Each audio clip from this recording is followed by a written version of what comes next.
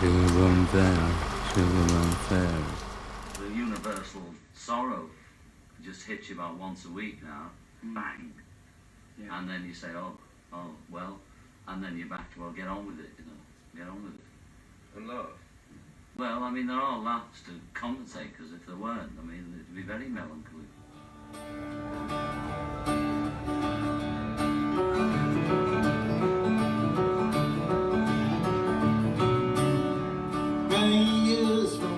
Is it all in the mind, or are there far too many books out there about the Beatles? Even as a devoted disciple of the band myself, I swore off buying Beatle books a long time ago.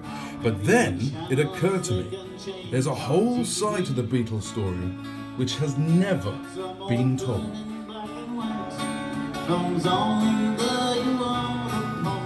Hello, I'm Jem Roberts, hope you are too, and I write about the very best of British comedy. Just over 10 years ago, I was lucky to become the official I'm Sorry I Haven't a Clue chronicler with the Clue Bible, and I then followed that up with The True History of the Blackadder, and subsequently I became the official Douglas Adams biographer with The Hitchhiker's Guide story, The Frood, and just last year, my fourth work of comedy history, the official Fry and Laurie story, Soupy Twists, came out into some excellent shops. But all of this time, over the last 10 years, I've been working away at a different book, writing it, researching it, trying to get it published, and at last it looks like I finally managed it because, believe it or not, Fab Fools will be the first ever exploration into and celebration of the Beatles comedy that there has ever been. And now, thanks to those wonderful folk at Candy Jar Books, Fab Fools is open for pre-orders, and if you pre-order now, it will be a book worth reading. So, yes, there may be far too many Beatle books out there, but whereas other writers have written about the music and about the personal lives of the Beatles themselves, this is going to be the first look at the real X factor that made the Beatles what they were, their natural Scouse humour.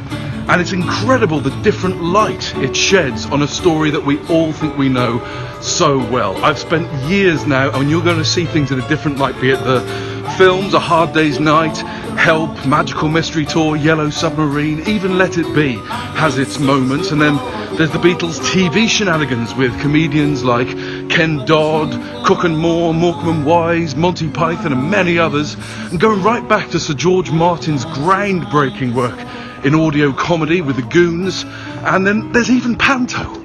I mean, how many rock and roll icons actually did Panto? I'm pretty certain that Jimi Hendrix never did. And in all the time that I've been writing this, I've been meeting up with some of the key players in the story who are still with us, like director Joe McGrath, Trevor Peacock, Roger McGough, and of course, crucially, the Fab Fools maestro himself, Neil Innes, is on our side. And it's incredible how it's like the Beatles are a public monument, and we're seeing it from an angle that you've never seen before, and it needs a nice scrubbing up and a celebrating in a new light. But of course, this isn't just about the actual Beatles themselves. Once the Fab Fools had split up, of course, we're going to be taking the most comprehensive ever look at the history of the pre-Fab Four. Dirk, Stig, Nasty and Barry, the Rutles themselves, the biggest ever celebration in print.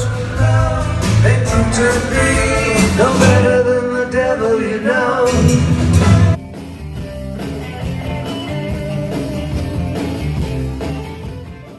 This is going to be the comedy book of the century, the 21st century, Fab Fools. We're all one, you know.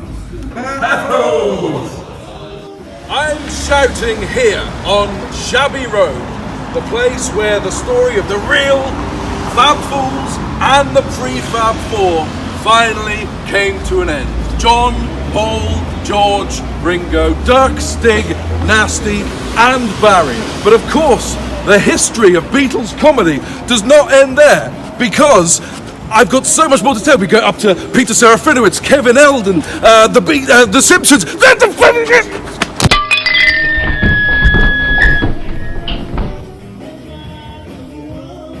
So, Beatles and Rutles fans unite. Support the last remaining untold Beatles story. Follow Fab Fools on Twitter and on Facebook, and head over to Candy Jar Books and pre-order your copy of Fab Fools today.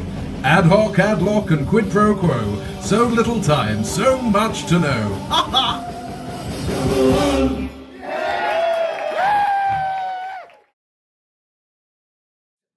Publishers keep turning it down. So you know how it is. Crowdfunding. What? Exactly. Just literally. We're going now, and you stupid publishers, you don't know what you're missing.